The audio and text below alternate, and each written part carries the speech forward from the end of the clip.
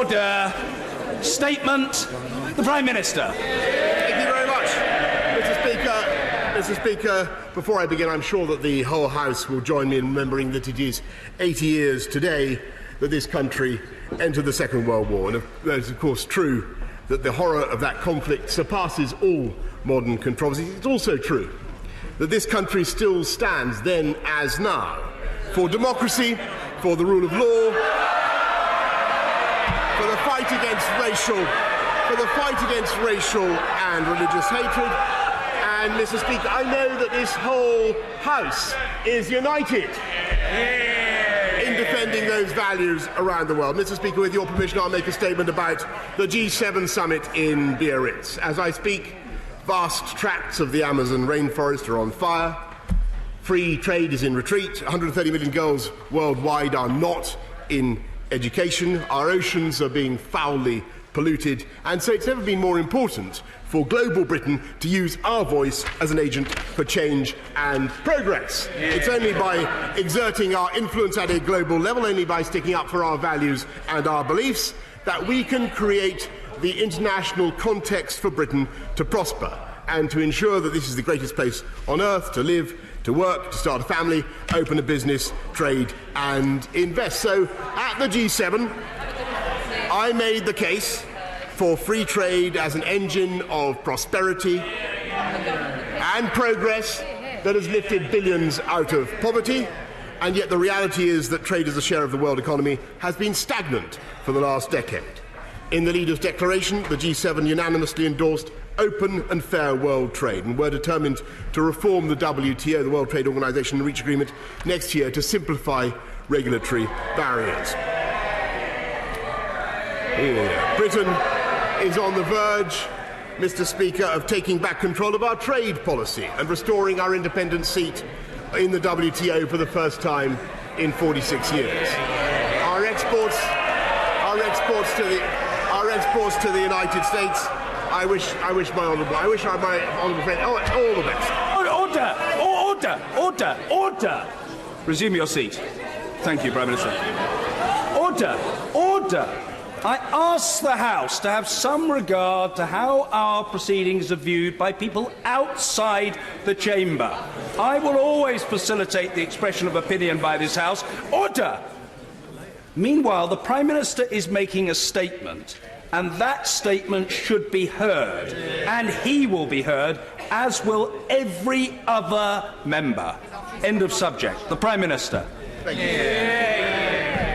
Britain is on the verge of taking back control of our trade policy, as I say, Mr. Speaker, on the verge, and we could achieve even more in our trade with the United States by using the powers we will regain to do a comprehensive free trade deal, a deal in which both President Trump and I have agreed that the NHS is not on the table.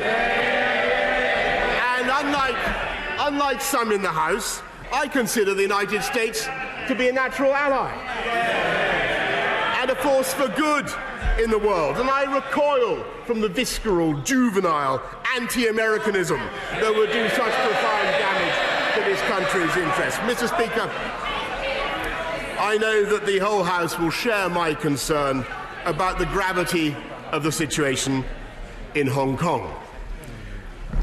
As a nation with a deep belief in freedom of expression and assembly, we stand firm in upholding Hong Kong's way of life, guaranteed by one country, two systems.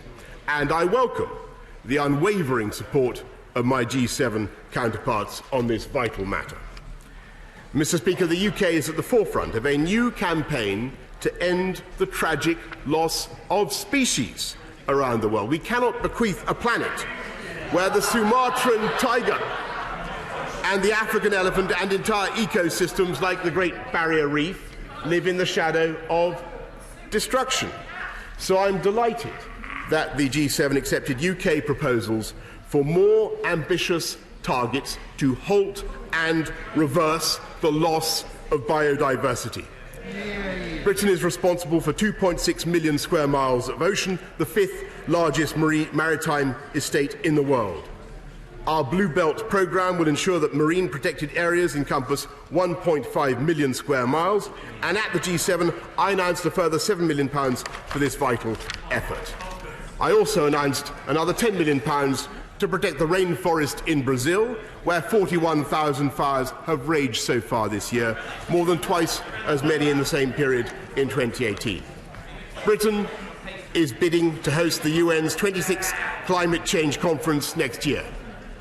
If we succeed, we shall focus on solutions that harness the power of nature, including reforestation.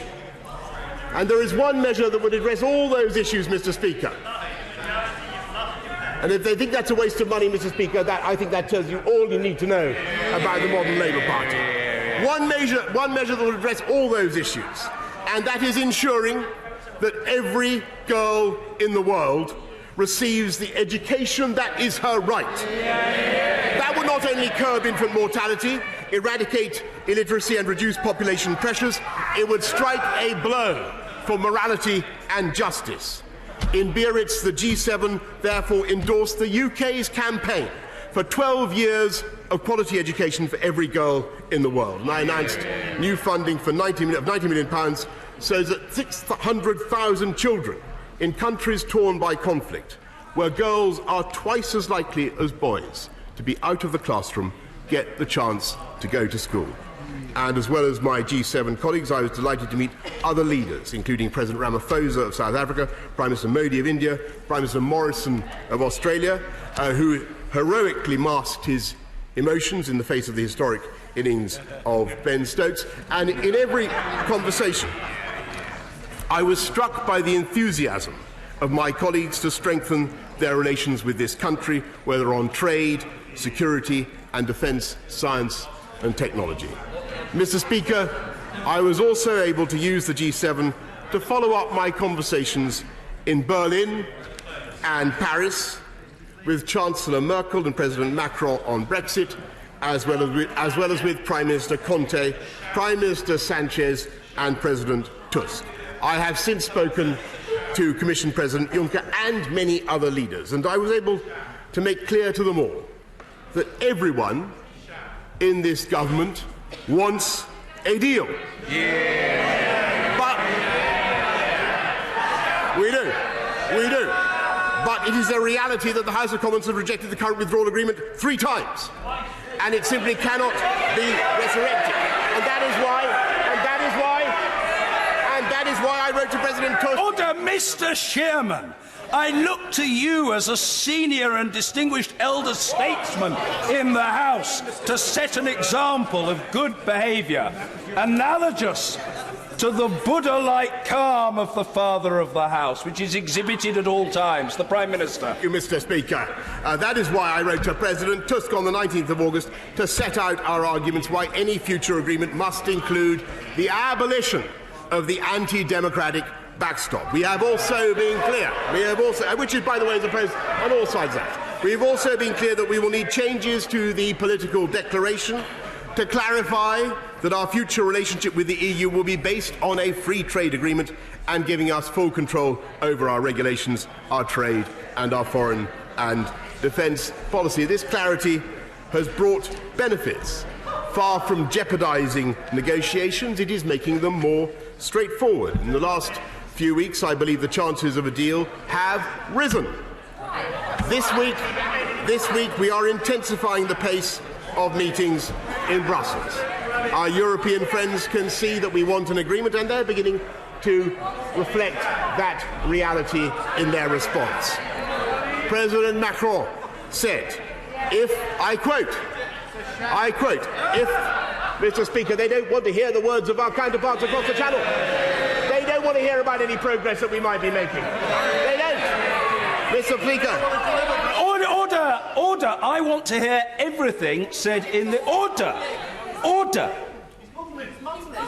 Well, I've never had any difficulty hearing the Prime Minister, but if it is necessary for him to speak up, I am certain... Order! I'm certain that he'll overcome his natural shyness in order to do so. The Prime Minister. Mr. Speaker, I think they're willfully closing their ears to the reality to the reality that our friends and partners are increasingly seeing the possibilities of an agreement. I quote President Macron of France. If there are things, he said, which as part of what was negotiated by Michel Barnier can be adapted and are in keeping with the two objectives that I've mentioned, stability in Ireland,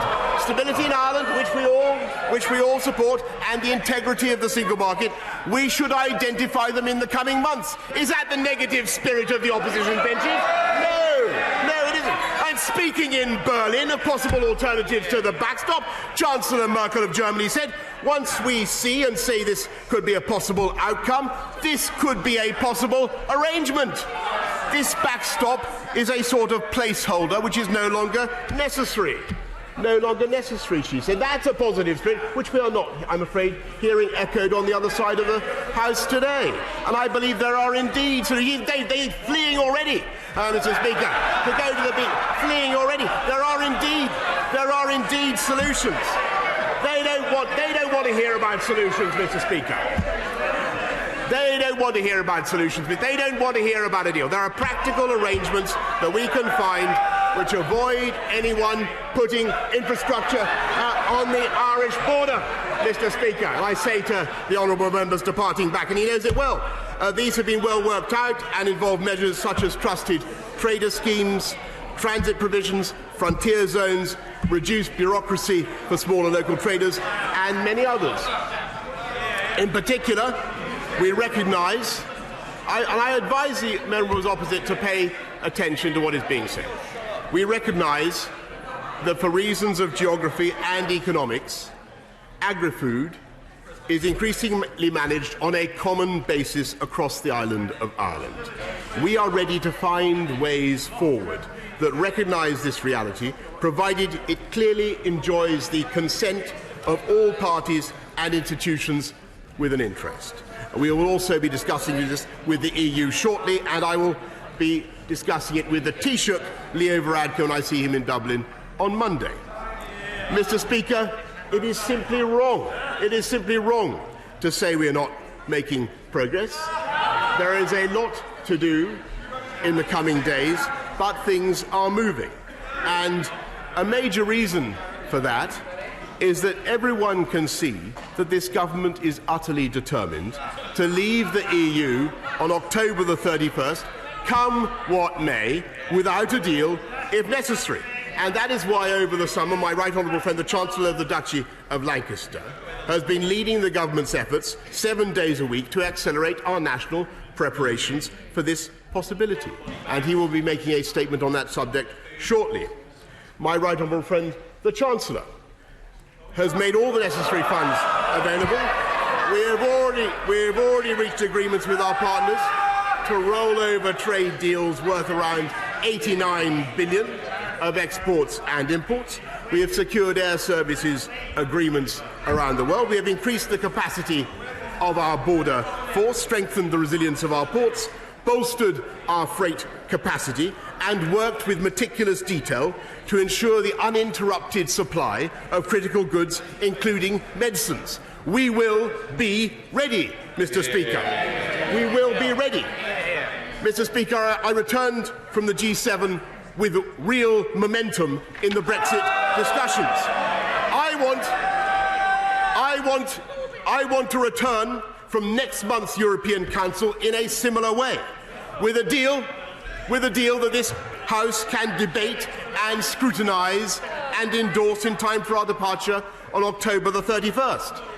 But, Mr. Speaker, there is one step that would jeopardise all the progress that we have made in the G7 and around the capitals of Europe. And that is if this House were to decide that it was simply impossible for us to leave without a deal, and to make that step illegal, to force us, that's what they want, to undermine our negotiation, to force us, that's what they want, to force us to beg for yet another pointless delay. If that happens, all the progress that we have been making will have been for nothing. Yesterday, Mr. Speaker, a deal was published, a bill that the Leader of the Opposition has spent all summer working on. And this is not bill in any normal sense of the word. It is without precedent in our history. It is a bill that, if passed, would force me to go to Brussels and beg an extension. It would force me to accept the terms offered.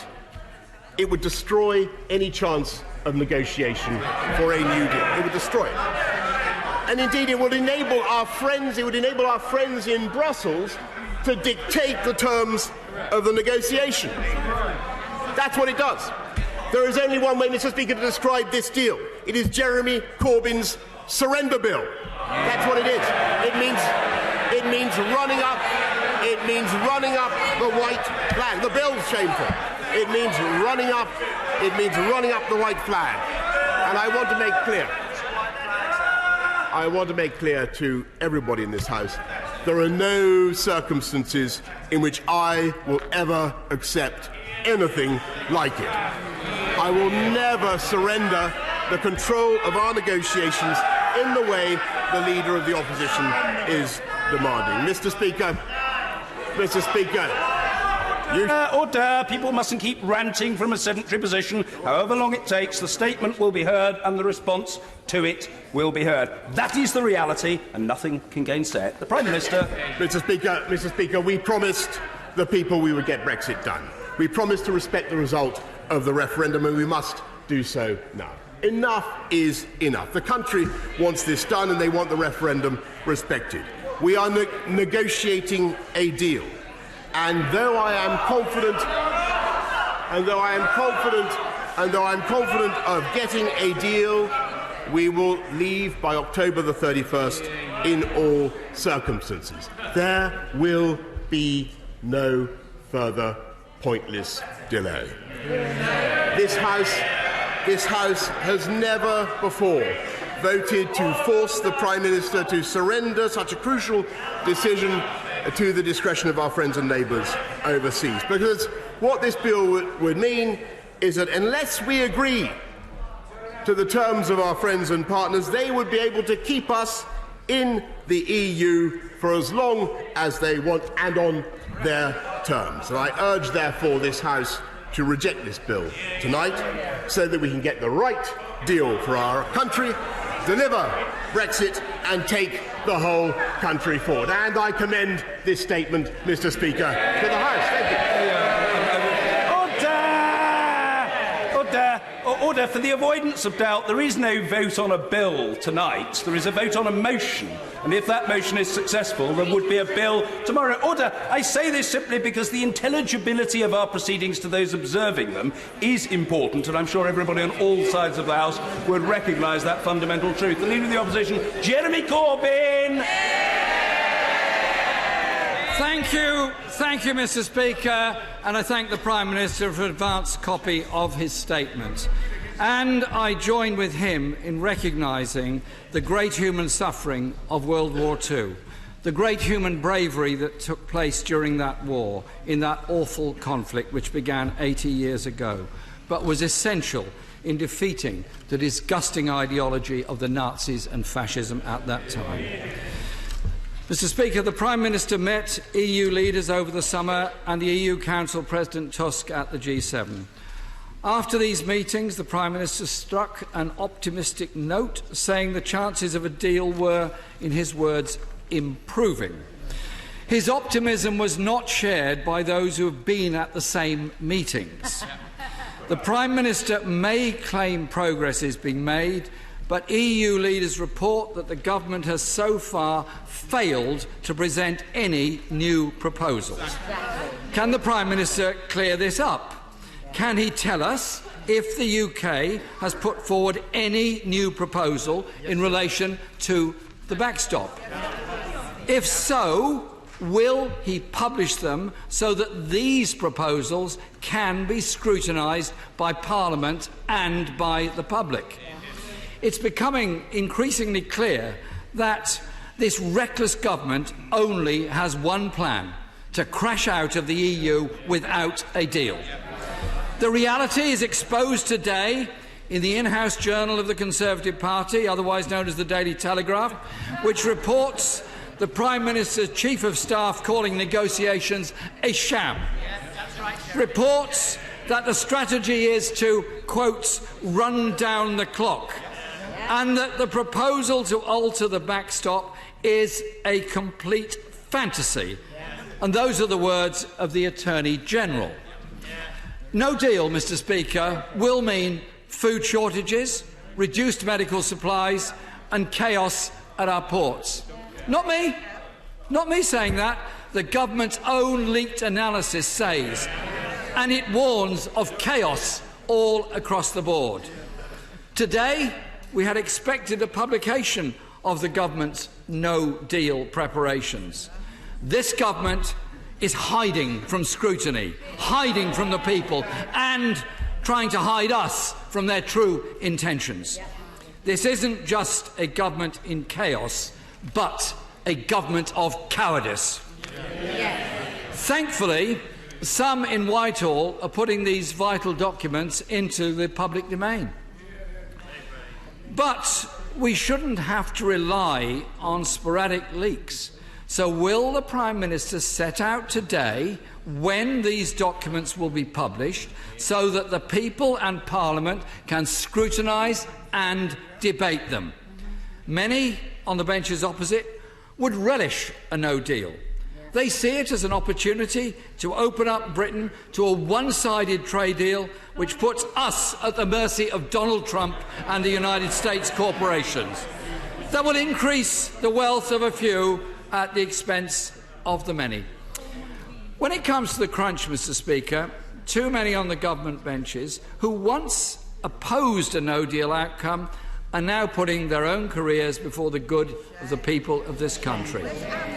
Just look at all those Tory leadership candidates who said it would be wrong to suspend Parliament in order to make no deal a reality, or more likely, but sit passively as their principles of just a few short weeks ago are cast aside. I don't know what they were doing over their summer holidays, but something changed.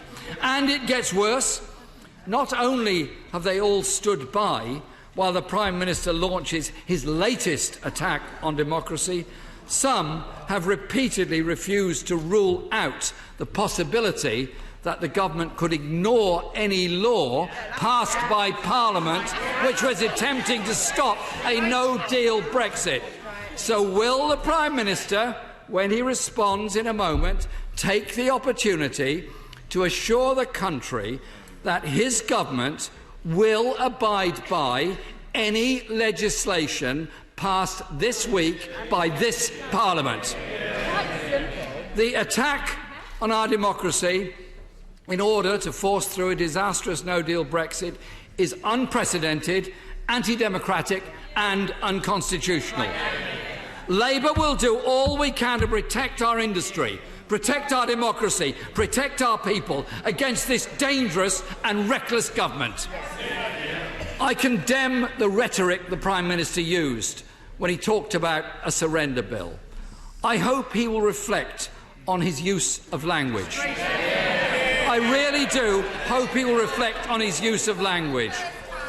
We're not surrendering because we're at war with Europe. They are surely our partners.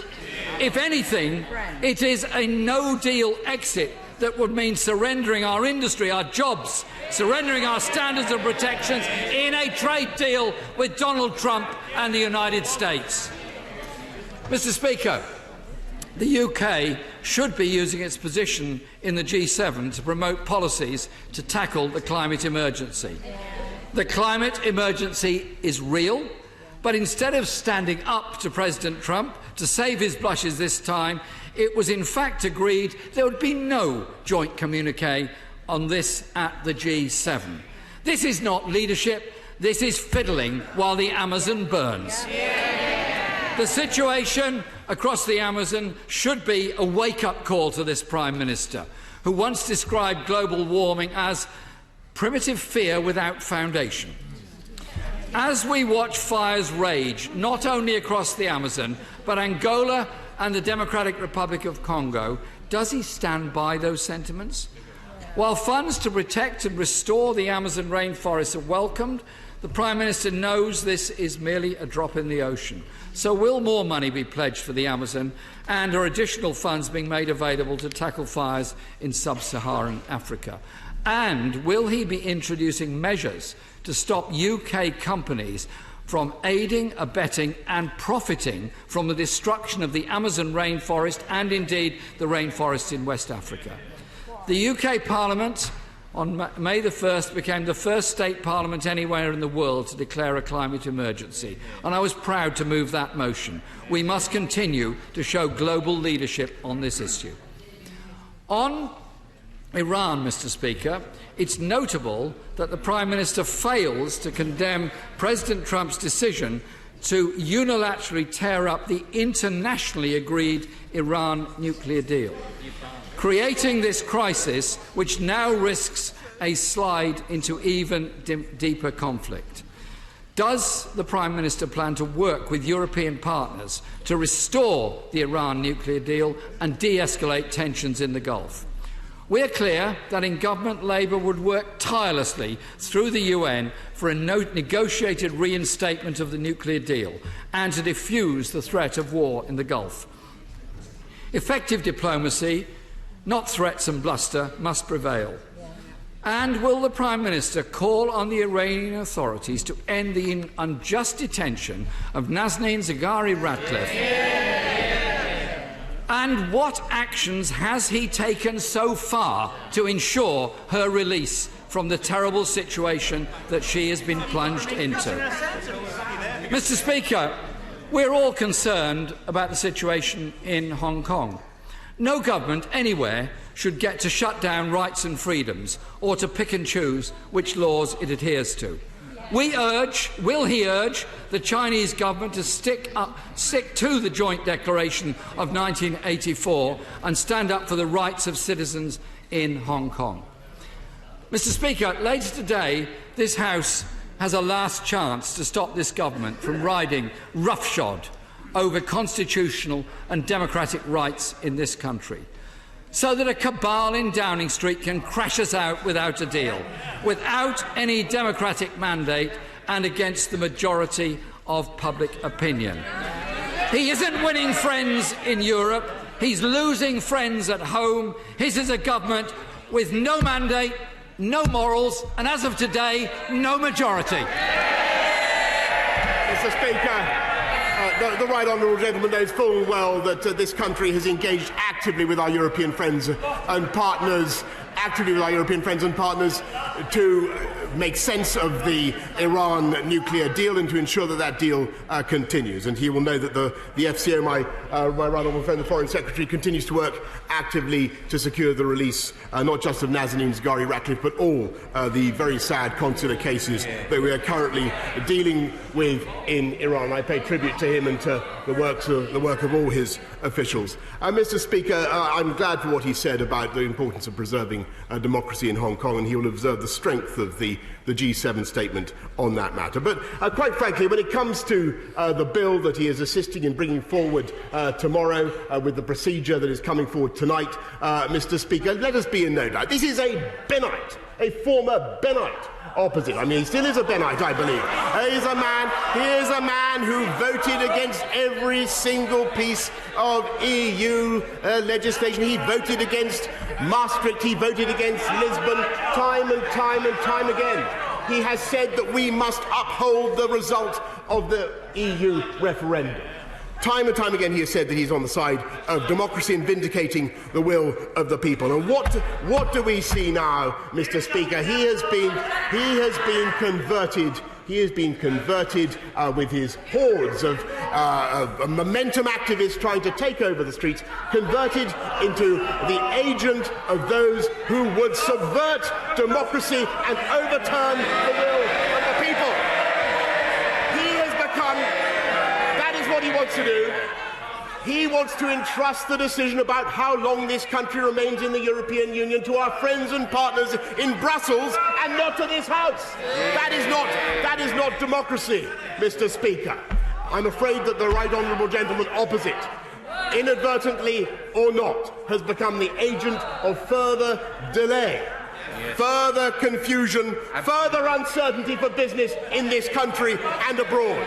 That is what he is prescribing. That is what he stands for. That is the result of his policy, and I urge everybody on all sides of the House not to support his approach.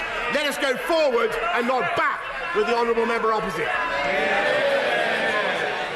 Mr. Kenneth Clark. Mr. Speaker, the Prime Minister's extraordinary knockabout performance today merely confirms, it seems to me, his obvious strategy, which is to set conditions which make no deal inevitable, to make sure that as much blame as possible is attached to the EU and to this House for that consequence, and then as quickly as he can fight a flag-waving general election before the consequences of no deal become too obvious to the public. Perhaps my right honourable friend would let me know whether that clear explanation of his policy is one he entirely accepts. And does he also accept that if he gets his way and gets no deal, we then have to begin years of negotiations with the Europeans and the rest of the world about getting new trade, security, other arrangements in force? And does he seriously think that this approach will obtain from any other country in the world a free trade arrangement which is half as good as the common market which Conservative governments have helped put together over the years? Well, Mr. Speaker, as he knows, I'm a keen fan and a lifelong fan. I want to hear what the order. Sit down. Sit down. Yeah, I'm very grateful. I want to hear what the Prime Minister has to say in response to the question, and that answer, that response, must be heard. The Prime Minister. Thank you, Mr. Speaker. Well, as the Father of the House knows, I'm a long-standing admirer of the Right Honourable Member for Rushcliffe, and indeed I was the only member of the 2001 intake to vote for my Right Honourable friend as a leader of the Conservative Party. I was. A fact that I don't think he much thanked me for it at the time or since. But I've long been a fan of his, and indeed in many ways we are ad item in our views of policy. And I agree with him, Mr. Speaker. I don't want an election. I don't want an election. We don't want an election. I don't think he wants an election, Mr. Speaker, by the way, as far as I can make it out. We don't want an election. We want to get the deal done. And the best way, Mr. Speaker, to get a deal is to support the government in the lobbies tonight. Ian Blackford. Thank you, Mr. Speaker. Can I thank the Prime Minister for advance sight of his statement? My goodness, this is the second time the Prime Minister has been at the dispatch box. This must be the shortest-lived honeymoon in parliamentary history. You simply have to look around the benches. He may say he doesn't want an election.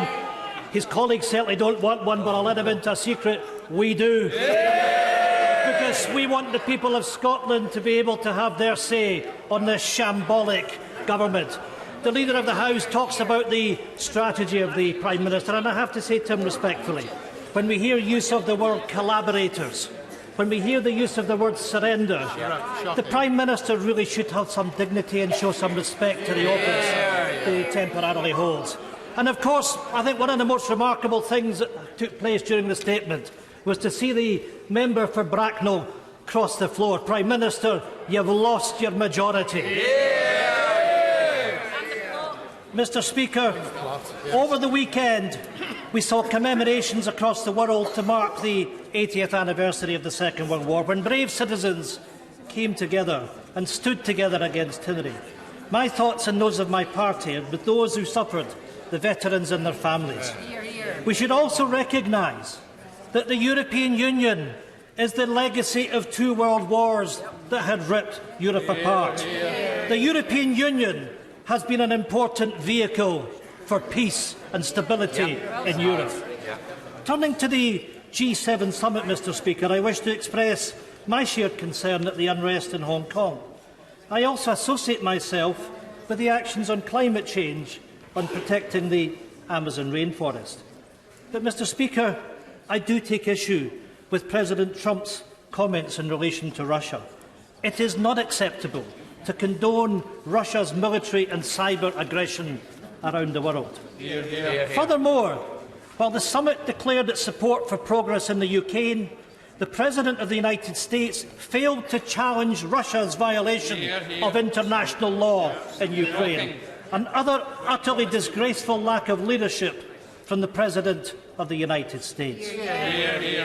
Mr. Speaker, following the summit, the Prime Minister displayed his own lack of leadership by moving to prorogue Parliament and strip power away from elected representatives, closing down Parliament by sending 3 Privy Councillors to instruct the Queen to sanction the closure of Parliament.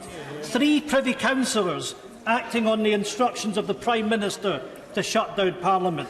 Where is the democracy in that? And while we can dance around and profess to speak for the people, Mr. Speaker, we all know the truth. He is in fact doing the opposite. By proroguing Parliament, the Prime Minister is robbing the people of power, robbing them over a say over their future. In true Trumpian style, the Prime Minister is acting more like a tin-pot dictator than a Democrat. He talks of the will of the people, but what about the will of the people of Scotland? Prime Minister, the Scottish people did not vote for Brexit. The people of Scotland did not vote for a no-deal Brexit. They did not vote for the Tory party, and they certainly did not vote for this Prime Minister. The people of Scotland voted to remain in the European Union. The Scottish people voted overwhelmingly against the Tory party and this government. The people of Scotland made their choice, and they chose that the SNP should be their voice. So I ask the Prime Minister, are you a Democrat or not? Do you respect the will of the Scottish people or not? And will you, Prime Minister, if you believe yourself not to be the latter, then will you give the people back their say, allow Parliament to have its say, respect the will of Parliament in stopping a no-deal Brexit that would be devastating for jobs and communities?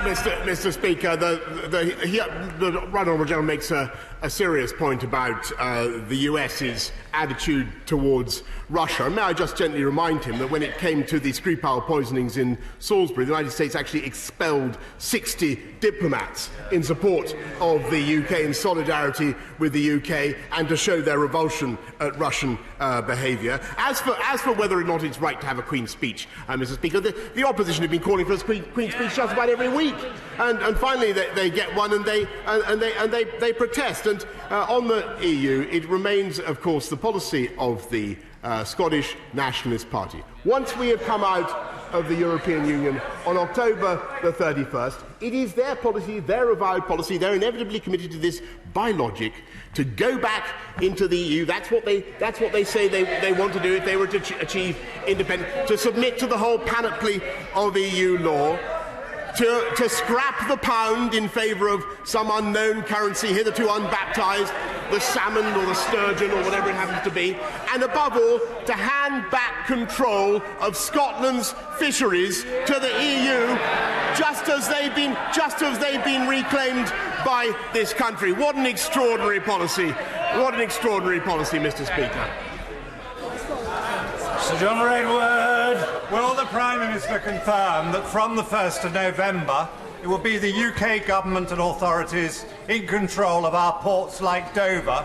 And will he confirm that it will be the government's policy to ensure the smooth transit of food, pharmaceuticals and other goods into our country as today, and that will be the policy so there will not be shortages? I'm grateful to my right honourable friend, and I can confirm that is exactly what the Chancellor of the Duchy of Lancashire and others have been preparing for months, and that those measures are now well in train. Jay Swinson. Thank you, Mr. Speaker. The Prime Minister has lost his majority, with the Honourable Member for Bracknell joining the Liberal Democrats. Doctors like him tell me they want to stop Brexit because it will plunge our NHS into deep crisis, hemorrhaging vital staff and threatening access to life-saving medicines. When will the Prime Minister stop playing with people's lives and stop Brexit? I'm glad that the Right Honourable Lady has given me occasion to remind the House that there are, in fact, 700 more doctors in the NHS since the vote to leave the EU. And actually, just in the last 6 weeks, Mr. Speaker, we've been able to announce another 1.8 billion going to 20 new hospital upgrades around the country, in addition to the 34 billion extra that the Conservative government is putting into the NHS, Mr. Speaker. So I'm grateful to her for allowing me to point that out. Mr. Philip Hammond. Mr. Speaker, my right honourable friend has assured me that he's very keen to get a deal with the European Union. But last Friday, Chancellor Merkel of Germany observed somewhat acerbically that 9 days into the 30 days that the Prime Minister had requested during his visit to Berlin, she hadn't yet seen any proposals from the United Kingdom. Could the Prime Minister now make a commitment to publish this afternoon the UK's proposals so that those of us who are considering what to do later today can have had the benefit of seeing them? And will he further commit to transmitting those proposals without delay to the European Union? Actually, as I told my right honourable friend this morning, the Chancellor Merkel was making an elementary point, which is that we could easily do a deal within 30 days, and we certainly shall.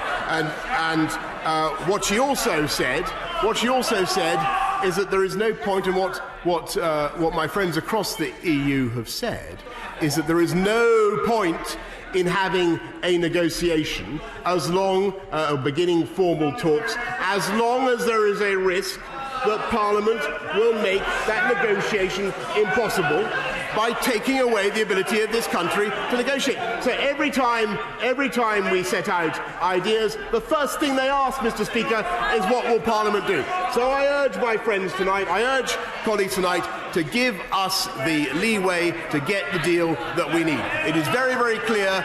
The deal that can be done, the outlines of it are very clear. If members had been listening in my statement earlier, they would have heard the rough shape of what that deal can be, both in getting the alternative arrangements and in solving the problems of the Irish backstop.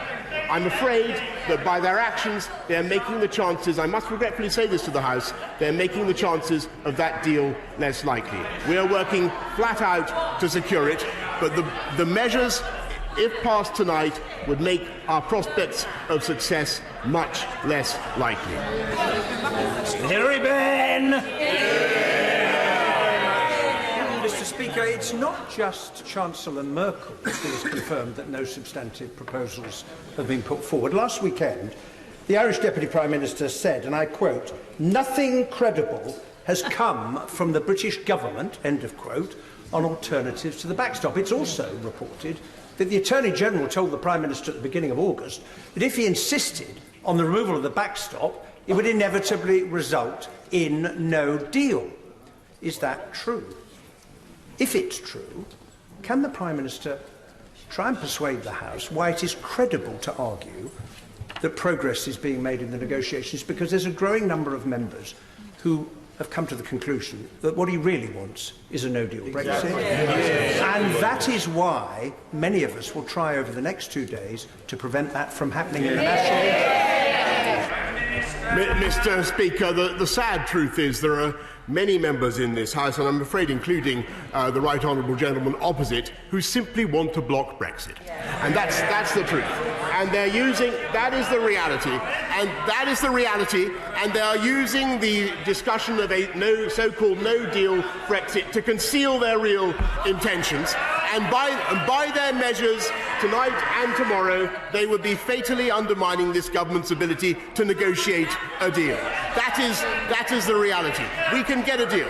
We can remove the backstop, and he knows very well what this country needs to do because it's agreed on all sides of the House. The problem with the withdrawal agreement is not just a political declaration, it is the backstop. That makes agreement impossible on both sides of the House.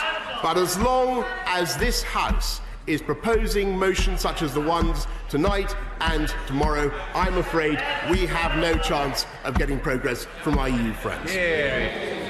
Mrs Anne Main. Thank you very much, Mr Speaker. What discussion did my right honourable friend have about the Green Climate Change Fund and what progress has been made, and can he give us an update?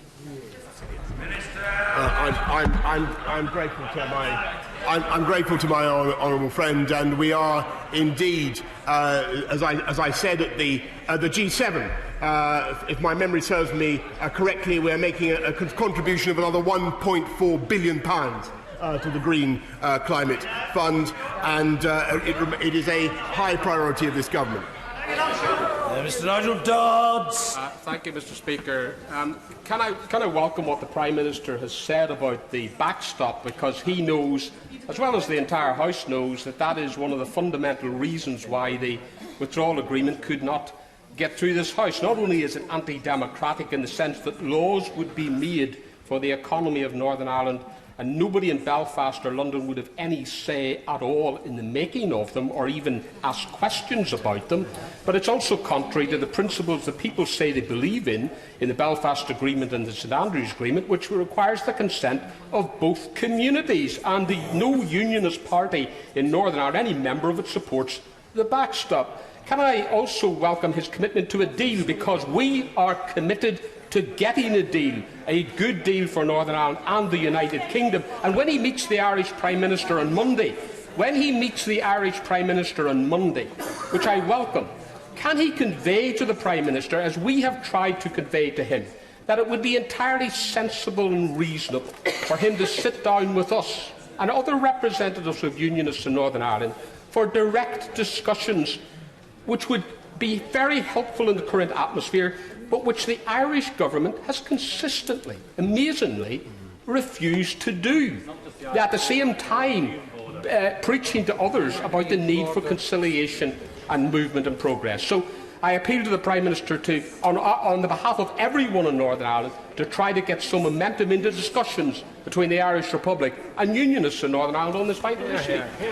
I'm grateful to the right honourable gentleman for his support, and he perfectly understands the issues, and he knows that he and I are at one in seeking to get rid of the backstop. And I believe that we can get rid of the backstop, and we can.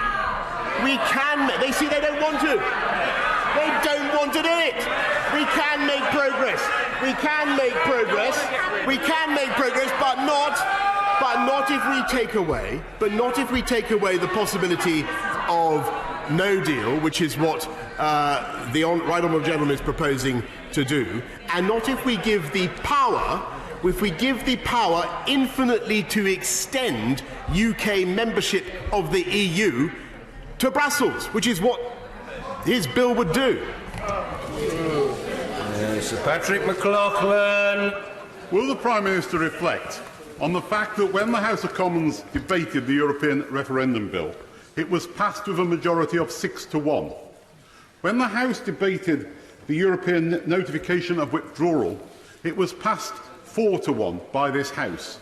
What does he think a further 3 or 6 month delay would achieve, other than betraying those people and those votes that we've already had? I passionately agree with what my right honourable friend has just said, and I urge all those thinking tonight of and tomorrow of voting to extend again beyond October the 31st, exactly what they are seeking to do in that interval, and what the purpose of that extension would be. Believe me, the people in this country want to get on with it and want to come out. Angela Eagle. Speaker, I'm sure completely inadvertently the Prime Minister failed to answer a question that my right honourable friend put to him earlier, and that is that if a bill passes which makes it illegal to leave without a deal, will him and his government abide by the rule of law? I'm grateful. We will, of course, uphold the Constitution and obey the law. Jonathan Ginobili.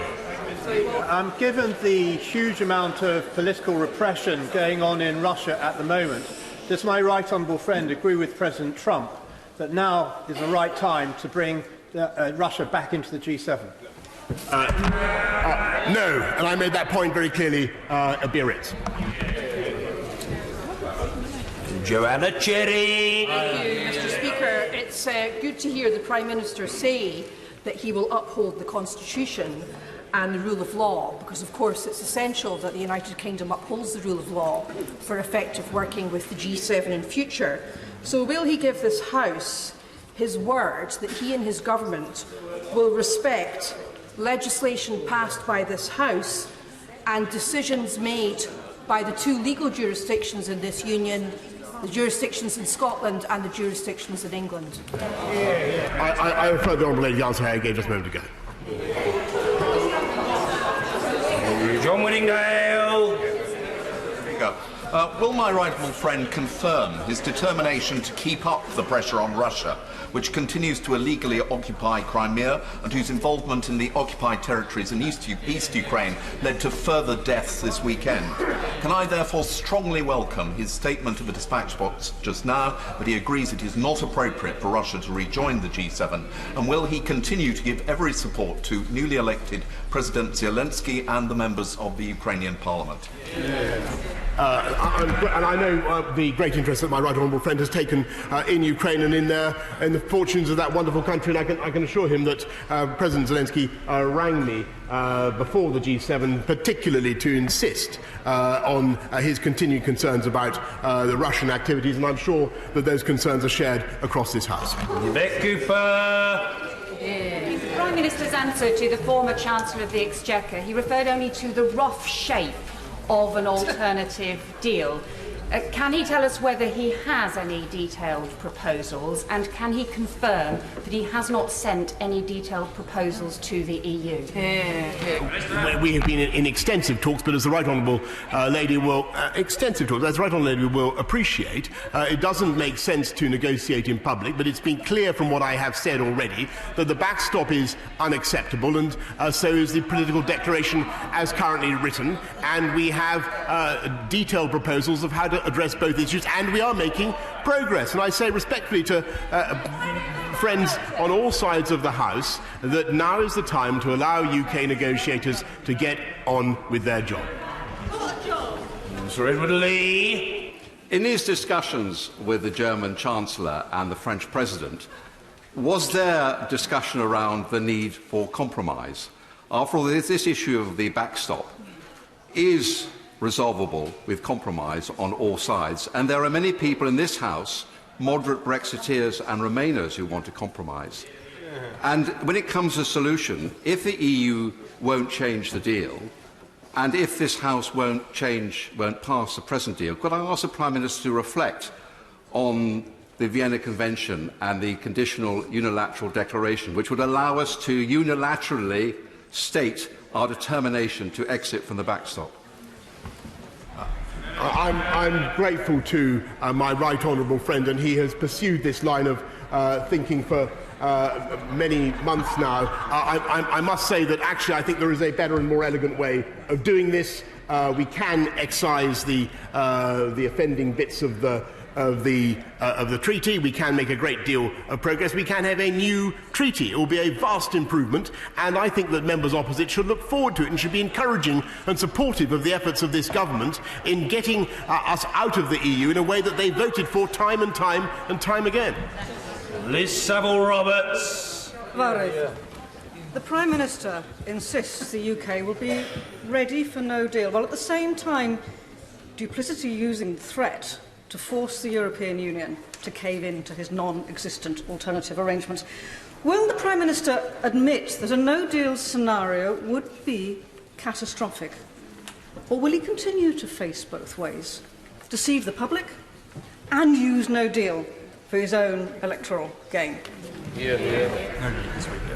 I'm afraid I don't agree with the Mr. Speaker. I don't agree with what she has said about no deal. As I said on the steps of Downing Street, I think there will be bumps on the road, but this is a very great country and a very great economy, and we will get it done. And I'm afraid the most fatal thing to getting a deal is for this country to show that it is so apprehensive about coming out on other terms as to accept anything that the EU prescribes. And that is, I'm afraid, the course down which the right honourable gentleman opposite is beckoning us to go. And I think that would be a disaster. Harriet Baldwin. Thank you, Mr. Speaker. Can I warmly welcome the announcement that the Prime Minister made at the G7 to give more money to education cannot wait. And the leadership that he has consistently shown on the importance of girls' education around the world. And can he commit to continuing to champion this cause and to seek that more of our aid budget be spent on global education? Well, I thank my right honourable friend for everything she has done, both on the development front and in the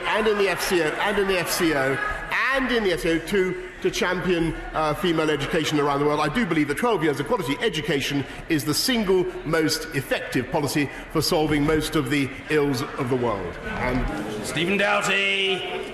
The Prime Minister has made a number of wild and unsubstantiated claims about the negotiations. Can I ask him directly, did the UK's chief Brexit negotiator, Frost, in a Tuesday 27th of August EU subcommittee meeting, link the rationale for talks with EU Task Force 50 to, and I quote, domestic political handling reasons? Yes or no? I don't comment on leaks, Mr. Speaker. And in addition to that, even if I did, I've got no idea. Quite frankly, I think it's highly unlikely. David Gork. Mr. Speaker, the Prime Minister will be aware that many of us are concerned that we are currently on course to leaving the European Union without a deal on the 31st of October, that we won't have time to negotiate and legislate for a new deal. Those concerns were not allayed by reports in the Daily Telegraph this morning that suggested that in a strategy meeting on the 29th of July, it was stated that the government was going to run down the clock.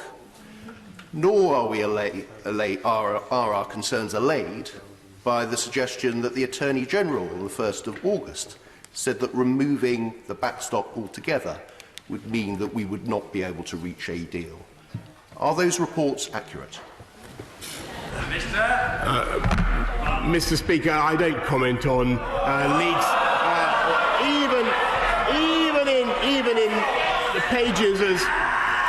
Even in pages as hallowed as the ones described. But what I can tell my right honourable friend is he asked me exactly the same question this morning. We are working for a deal, and I believe we will get a deal, and it should be a deal that I think everybody in this House would want to support, and which, above all, their constituents would want to support. We want this business to be over and for us to leave the EU on October the 31st. Anna Soubry. Further to the question asked by the right honourable member opposite, could the Prime Minister confirm that Dominic Cummings described the renegotiations as a sham? And could he also tell this House, a simple yes or no will do, Mr. Speaker, whether it's true that he rang the editor of the Daily Telegraph and remonstrated with him about those reports, of which we have all now heard? Yes or no, Prime Minister? Did you ring him up? Yes or no? Well, I'm grateful for your honourable name, but I don't comment on it. I have to say that I saw the story on the front of the Telegraph this morning. It seemed to me wholly implausible, but I have not seen. I can happily answer her question on that. I have not seen fit to ring any journalist today on any matter, because as you can imagine, I've been working flat out to get out of the EU on October the 31st. Greg Hands. When it comes to alternative arrangements to the backstop, the commission that I co-chair, we are making real progress. We published yesterday a revised withdrawal agreement and a political declaration. We are hosting a conference in Dundalk next week, bringing together parliamentarians from across these islands. Can I thank the Prime Minister for the meetings that I've had with his team, and can I assure him that our proposals are in very good shape going forward?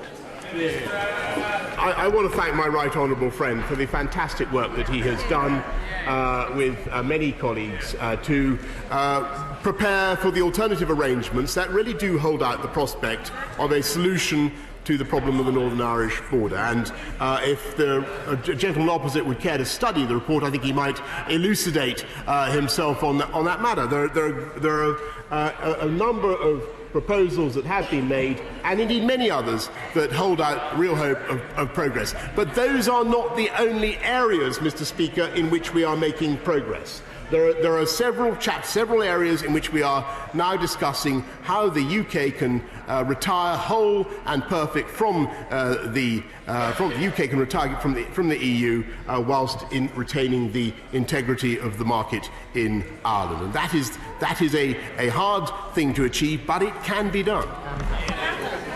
Mr. Speaker, can I first of all apologise to the Prime Minister, because I did make one I did explode a little when he said something about loyalty, and I thought about the loyalty that sometimes it was deficient when we had a different Prime Minister, the Right Honourable Lady from Maidenhead. So my apologies on that, but can I welcome the one thing I really welcome out of the G7 statement that he's made, and that is what he says about girls' education. My daughter was a special advisor to the Foreign Secretary, a former Foreign Secretary. Could he tell me today, is it right that a special advisor could be treated like the young woman was in number 10, to be sacked on the spot, to be marched out of number 10 by an armed police officer? Is that the way to treat women in work, or is it not? I thank the Right Honourable Gentleman for the support he gives to our campaign and to the UK cause of 12 years of quality education for every girl in the world, and I thank members of his family for what they have done also to support that campaign. But on staffing matters, I won't comment as he would expect. John Barron. Mr. Speaker, most of us in this place would prefer a good trade deal to no deal at all. But does the Prime Minister reflect on the fact that of the top 10 of the EU's trading partners, half are traded on WTO no-deal terms? Would the Prime Minister therefore continue to put to the sword this ludicrous suggestion that Britain would be incapable of trading on such terms? We would prosper.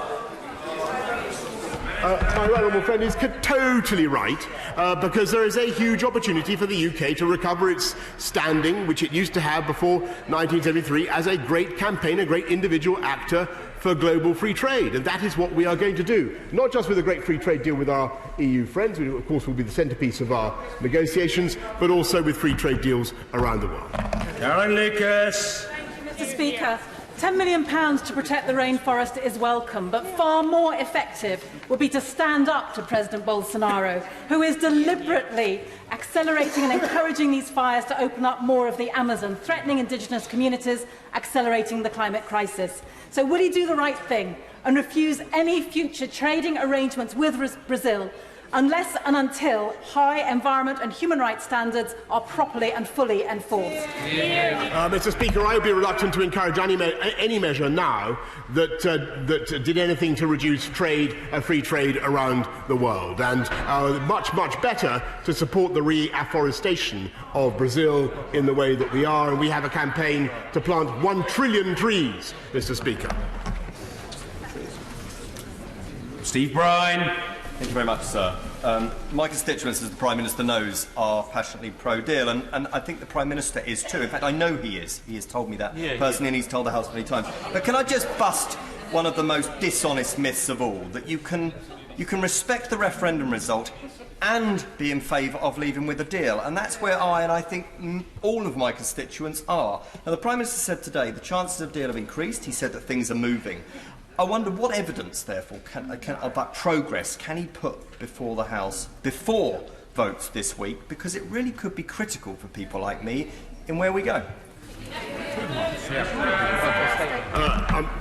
Mr. Speaker, I would just make one point, which was that before we began our efforts, it was common ground with the EU 27 that every dot and comma of the withdrawal agreement was immutable and could not be changed.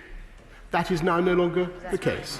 and we are already shifting them, both in Ireland, in Berlin, and also in France. Progress is being made, and now is not the time to slacken that work.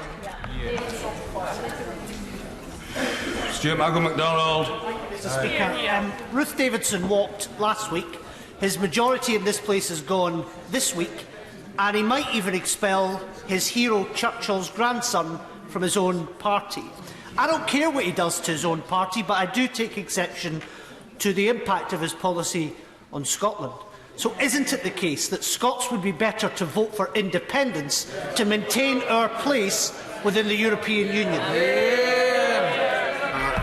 Scots didn't swallow that argument in 2014. No, they rejected it by a thumping majority, and they could see that they were better off together with the rest of the UK, and so it remains.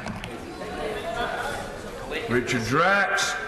Speaker, does my right honourable friend agree that the last thing we hear about in this place is the democratic will of 17.4 million people who voted to leave the EU? And make no mistake, the motion, if passed tonight, and the bill on Wednesday, is nothing more than revocation of Article 50, because it will bind his hand to the point we will never, ever be able to leave.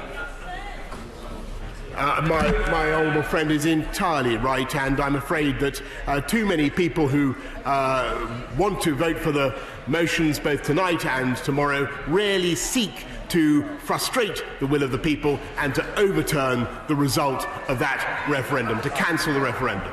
Jessica Morden. Mr. Speaker, did the Prime Minister have the opportunity at the G7 to discuss issues in the steel industry? And I ask this on behalf of the 380 employees of Coton Orb in Newport, who yesterday received the devastating news that Tata are to close their plant. Tragic for them, and tragic as the only plant in the UK produce electrical steel, which could, with government encouragement, be a part of the supply chain for electric vehicles.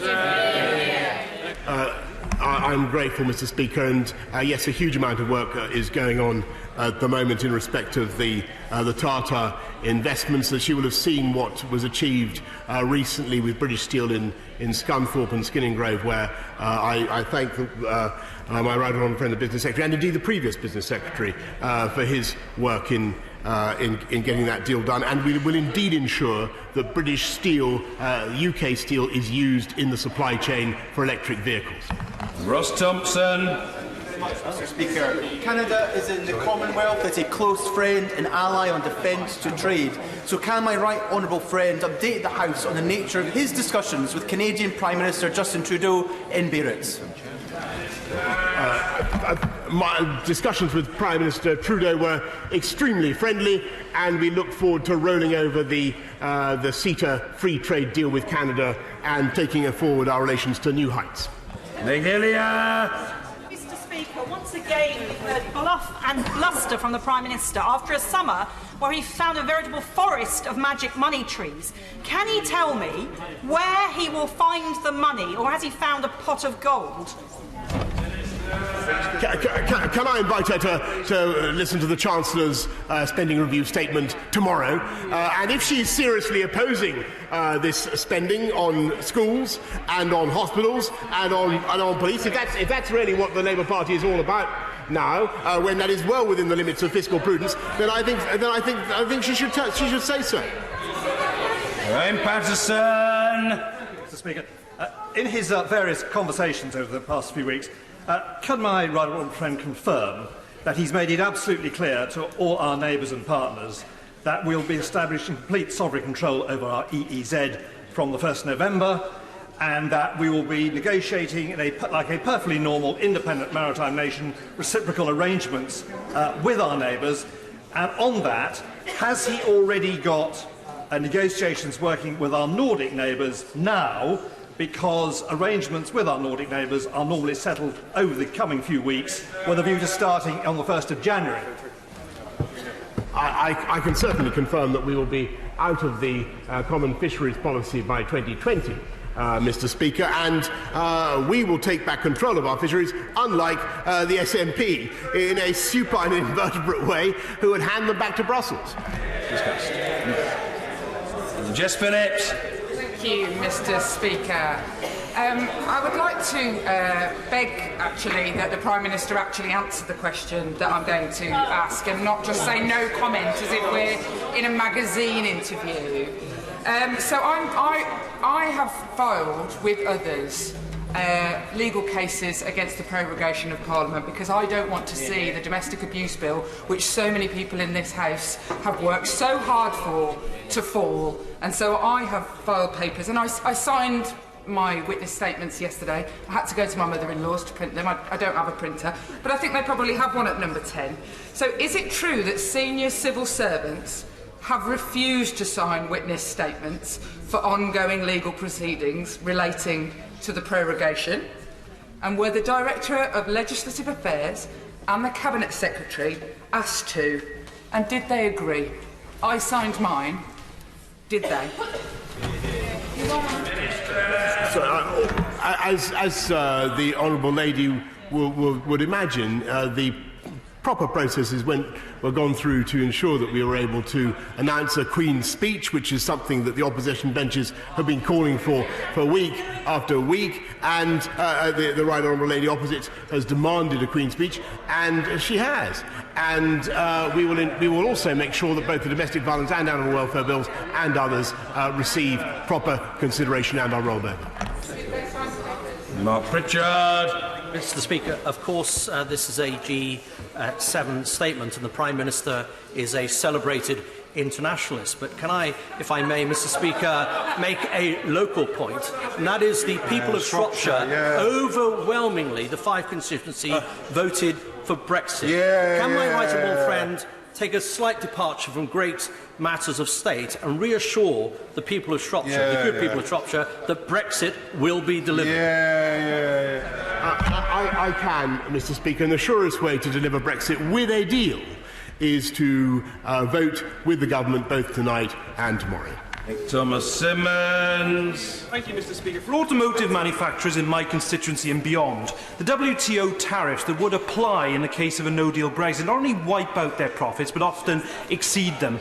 Why should anyone take what the Prime Minister says about jobs and investment seriously when he has been so reckless with people's livelihoods? We are working with all sectors, including automotive supply chains, to protect their interests. But, of course, the best way to ensure that we don't have a no-deal Brexit is to support the government and to oppose the measures that the Leader of the Opposition is putting forward. Ford. Thank you, Mr. Speaker. Can I thank my right honourable friend for mentioning Ben Stokes in his speech? I was lucky enough to be there that day, and it did remind me that sometimes even the most difficult of challenges can be achieved.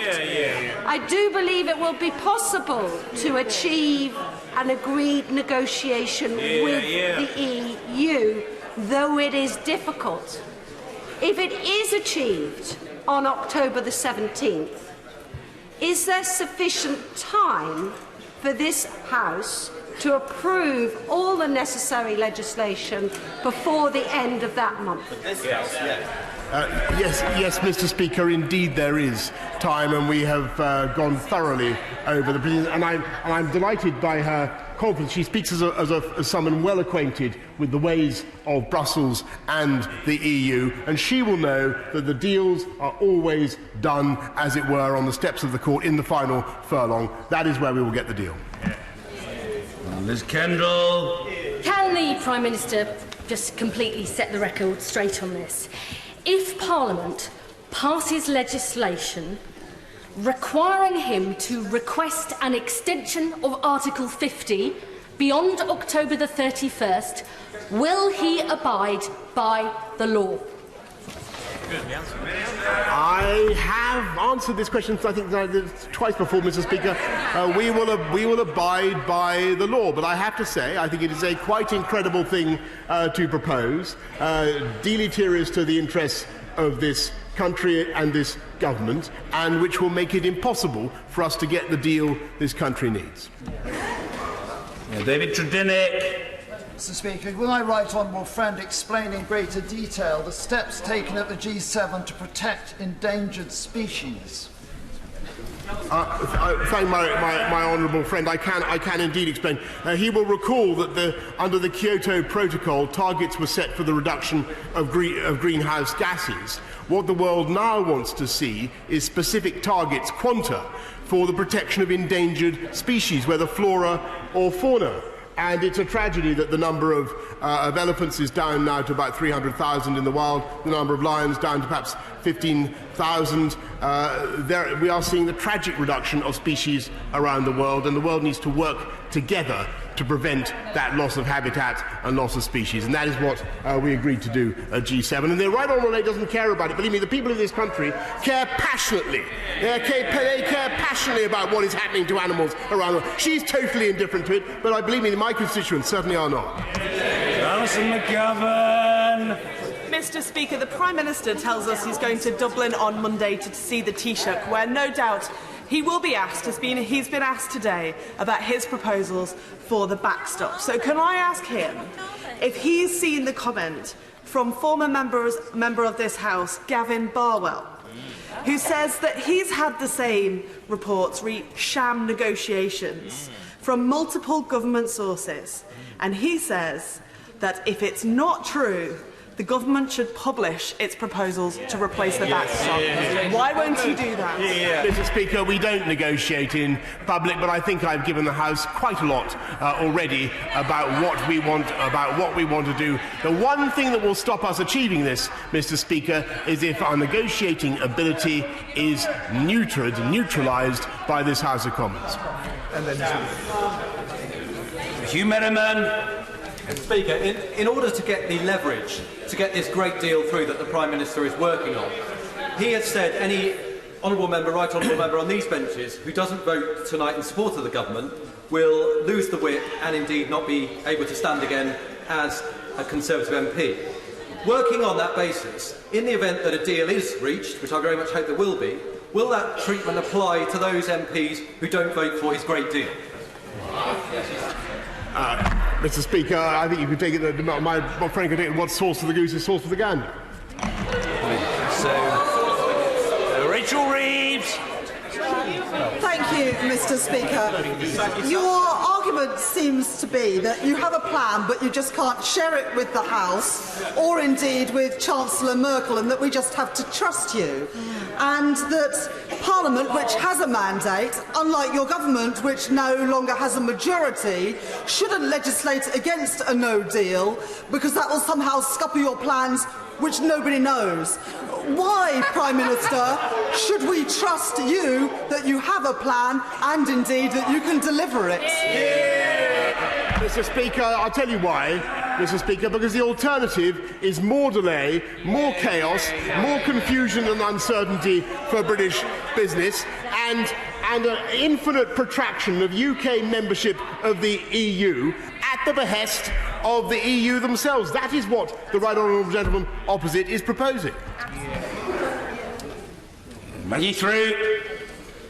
Does my right honourable friend agree that if the leaders of Europe are willing to give the government time to bring forward new proposals for leaving the EU with a deal ahead of the crucial summit on October 17th, so should this House? Thank you. I think that my honourable friend is completely right. We need time to get this deal over the line. I think the crucial summit will be on October the 17th. That is generally when the deal is expected to be done. And I would kindly ask the House not to fetter the ability of our negotiators to do that deal. Creasy. Thank you, Mr. Speaker. In response to the suggestion by Chancellor Merkel that a deal could be done in 30 days and alternative roads put forward, the Prime Minister said, "You rightly say the onus is on us to provide the solutions. You have set a blistering timetable of 30 days. If I've understood you correctly, I am more than happy with that." Given that the Prime Minister accepted the 30-day challenge, said that the onus was on this place and this country to come up with solutions, why then will he not answer the question set by his honourable friend from Winchester and provide an evidence? Wait for it. Do wait for it, Prime Minister, because it's the question we're all asking. which is where is the evidence that halfway through his own deadline he's done anything at all? I really think the Honourable Lady should learn to count, Mr. Speaker, because the 30-day timetable may have begun, but it has not elapsed. And what our friends and partners want to see is that the House of Commons is not going to block Brexit. They are not going to make a concession to this side, to our country, until they know that the House of Commons is not going to block Brexit. We will be bringing forward our proposals in due time, long before the 30 days are up. But what we want to see is that the UK Parliament stands behind our negotiators. And that's what they want to see in Brussels. Stephen Hammond. Thank you, Mr. Speaker. I voted for the withdrawal agreement 3 times, and so I'm pleased to hear the Prime Minister expects to make progress throughout September and October. He will know it was the policy of the previous Prime Minister to keep this House regularly updated. For those of us considering how to vote tonight, were he to reconsider his decision and make statements throughout the whole of September and October, that would be a material factor. I'm grateful to my friend. We've battled together on many fronts, and I can commit, of course, to updating the House regularly on this matter. I think it's highly unlikely that you could keep me away from the when the House is sitting, Mr. Speaker. That is what I will do. But Mr. Speaker, you can expect a statement right now from the Chancellor of the Duchy of Lancaster. So he doesn't have to wait until September. Speaker, the Prime Minister has described the consequences of a no-deal exit as a few bumps in the road. If that's the case, isn't the right time to have a general election after his few bumps in the road have been implemented, when he can fully own the consequences rather than relying on his statements about them before they've actually happened? I don't want an election. I want to deliver Brexit on October the 31st, and I think that's what the people of this country want. Thank you, Mr. Speaker. The United Kingdom already has very close links with India, not least because of the valuable contribution made by the 1.6 million British Indian diaspora. In his conversations at the G7 with Prime Minister Modi of India, what discussions did my right honourable friend have in terms of strengthening those ties post-Brexit? Mr. Speaker, I did indeed have an extremely good conversation with Prime Minister Modi, and we agreed to strengthen our cooperation not just on the security side, where clearly the UK and India stand shoulder to shoulder in the fight against terror, but also in military cooperation in the Asia-Pacific region, where we share many interests, and of course in free trade as well, and doing a big free trade deal with India. But I thank my right honourable friend for everything that he does to promote that incredibly important relationship. Mr. Speaker, can I thank the Prime Minister for his statement? The G7 has delivered great things for the Global Healthcare Fund to combat AIDS and saving an estimated some 27 million lives worldwide. But does the Prime Minister not agree that G7 primary function is to see countries come together for mutual benefit? So what benefit does the Prime Minister believe that G7 Summit 2019 brought to the United Kingdom of Great Britain and Northern Ireland? Thank you, Mr. Speaker. As I said in my opening statement, the UK depends on a global trading system that is open. And one of the most important things we agreed at the G7, in the face of rising tensions between China and America, was to support the WTO, to support the rules-based international system. And I was delighted that Washington actually made a commitment, which I hope will be followed through, to return their member to the appellate board of the WTO in Geneva, which is very, very important for global free trade.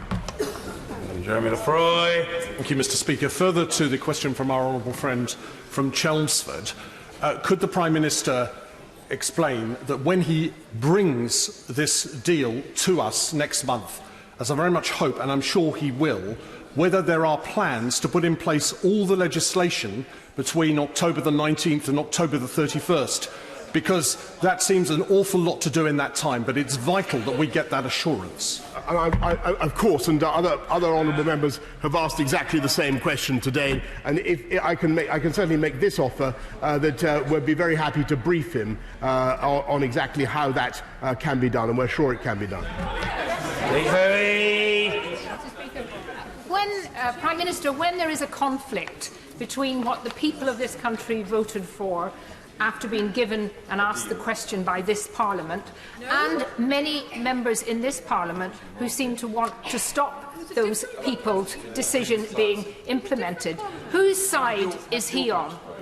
Let me tell you, I'm grateful, and she and the Right Honourable Lady has been very valiant on this issue for many, many years, and I support and agree with her, because it was entirely right after 45 years of EU membership, it was right when that institution had changed very radically from when the British people were last consulted. It was right to ask the people about whether they thought that their future belonged in that federalising, tightly integrating body. And they did return, because it went to the questions of their identity and their future and what they thought of their country. When they returned their verdict, it was absolutely right for us to agree and to implement that verdict. And this House of Commons has promised many, many times to do so. I hope we now get on and do it. Thank you, Mr. Speaker. My constituents of Harlow, who voted 68% to leave, are incredibly dismayed about what they see as shenanigans in Westminster to try and stop Brexit. Does my right honourable friend not agree that if we do not deliver Brexit by the 31st of October, constituents in Harlow and across the country will be incredible mistrust in our Parliament and our democracy? My right honourable friend puts his finger on the issue. If we fail to deliver Brexit, we risk incurring a fatal lack of trust in not just in the major parties, in all parties, but in our democracy itself. Lady Herman. Thank you very much indeed, Mr. Speaker. I think the Prime Minister owes the people of Northern Ireland some explanation as to why he and his government have treated the Good Friday Agreement, the Belfast Agreement, in such a careless and cavalier manner. That agreement has kept stability and peace in Northern Ireland since it was signed 21 years ago. It is reported that the Crown Solicitor's Office in Belfast has advised the government that a no-deal Brexit would be in contravention of the Good Friday Agreement. So I am calling upon the Prime Minister to publish today, in full, and he owes that to the people of Northern Ireland and certainly to this House, any legal advice he has received from the Crown Solicitor's Office about how a no-deal Brexit will contravene the agreement. I thank the Right Honourable Lady, and I know that she has been a long-standing campaigner for peace in Northern Ireland. However, I must respectfully say to her that actually it is the backstop and the withdrawal agreement itself that undermines the balance of the Good Friday Agreement, because after all, in important matters, it gives a greater preponderance to the voice of Dublin in the affairs of Northern Ireland than it does to the UK. The UK having left the EU, that is a simple fact, and I don't think it is widely enough understood. So that is one of the reasons why the withdrawal agreement itself is in conflict with the withdrawal agreement and with the Good Friday Agreement. And as for the advice that she asks about, I have not seen any such advice. Let's hear it. I once took a train to Manchester to negotiate the price and purchase of a Morris Minor, having only purchased a one-way ticket. It wasn't a sensible negotiating strategy, was it?